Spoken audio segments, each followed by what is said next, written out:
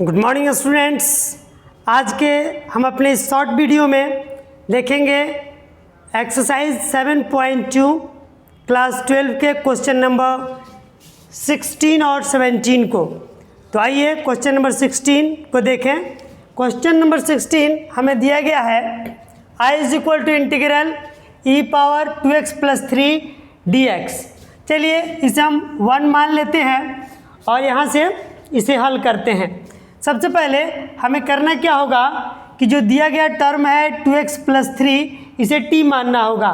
तो हम लिखें कि माना कि t is equal to 2x plus 3। अब x के सापेक्ष दोनों तरफ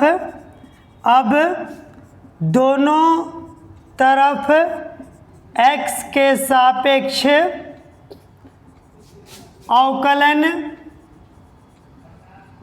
करने पर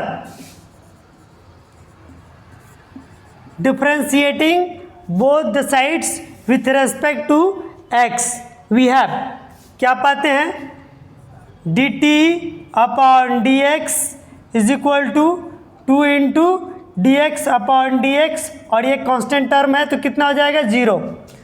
तो हम इसे लिखें dt upon dx is equal to 2। तो यहाँ से हमें dx का मान आसानी से प्राप्त हो जाएगा।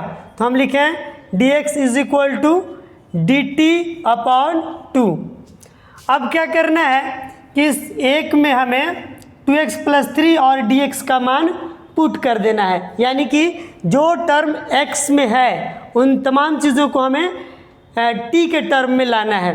तो हम लिखें एक में किसका मान पुट करें 2x प्लस 3 तथा dx का मान रखने पर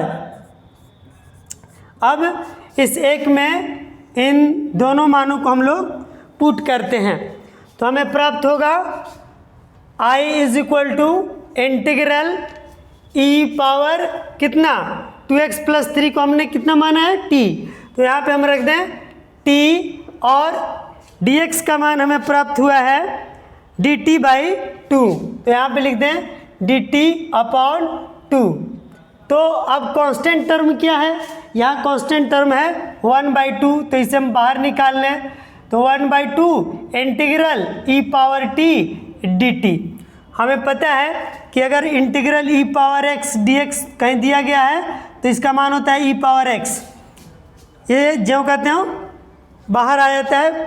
तो इस हिसाब से इस फॉर्मूला के से हम क्या निकालेंगे, इसका मान 1/2 इंटू ई पावर t और प्लस c। तो यहाँ पे लिखे 1/2 e और t का मान हम यहाँ पे पुट कर दें तो t का मान हमें कितना दिया गया है 2x प्लस 3। तो यहाँ पे लिख दें 2x प्लस 3 प्लस c। और इस तरीके से क्वेश्चन नंबर 16 का हल हमें प्राप्त हो गया।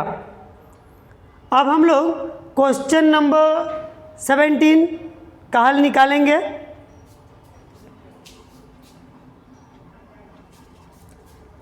क्वेश्चन नंबर 17 हमें दिया गया है I is equal to integral x upon e पर power x square I is equal to integral x upon e x square dx।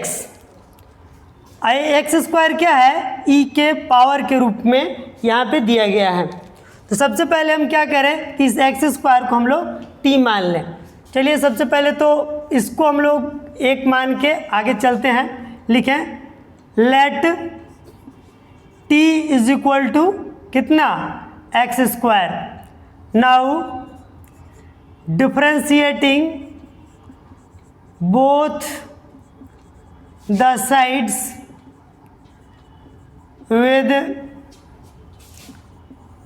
respect to x we have। अब हम यहाँ क्या पाते हैं dt upon dx is equal to dx square upon dx। तो हमें प्राप्त होगा D T upon D X is equal to 2x। अब हम यहाँ से क्या करें, dx का मान हम लोग निकाल लें, तो हमें मिलेगा dx is equal to 1 upon dx is equal to होगा dt अपॉन 2x। अब क्या करना है, इस dx का मान हम 1 में रखेंगे और साथ ही साथ एक्स स्क्वायर का मान भी रखेंगे। तो रखें, एक में एक्स स्क्वायर, इंग्लिश में लिख रहे हैं, पुटिंग द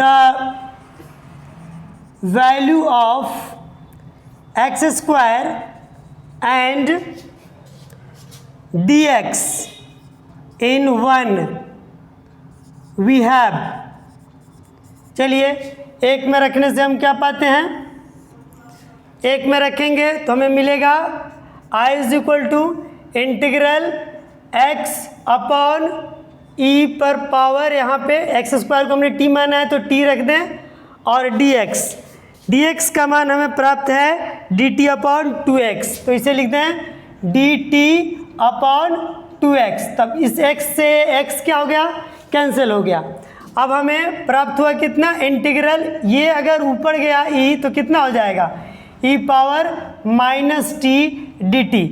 और हमें पता है कि अगर e पे कुछ भी पावर हो तो वो ज्यों का त्यों बाहर निकल जाता है, लेकिन वो पॉजिटिव की स्थिति में होता है। यहाँ पे अगर निगेटिव की स्थिति में है तो एक माइनस हम बाहर कॉमन के रूप में लेंगे, तो यहाँ पे कितना हो जाएगा, और यहाँ पे 1/2 जो कांस्टेंट टर्म है इसे हमें बाहर निकालना होगा, तो 1/2 हम इसे बाहर ले लिए, तो हमें कितना प्राप्त होगा, -1/2।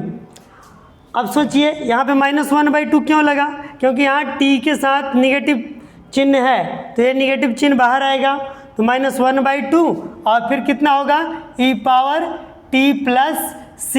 तो यहाँ पे लिख दिए कितना, 1/2 और e और t का मान कितना है, यहाँ पे -t ना होगा, -t, तो यहाँ पे माइनस करके और t का मान हमारा कितना है, एक्स स्क्वायर, तो इसे हम लिख दिए कितना, एक्स स्क्वायर प्लस c।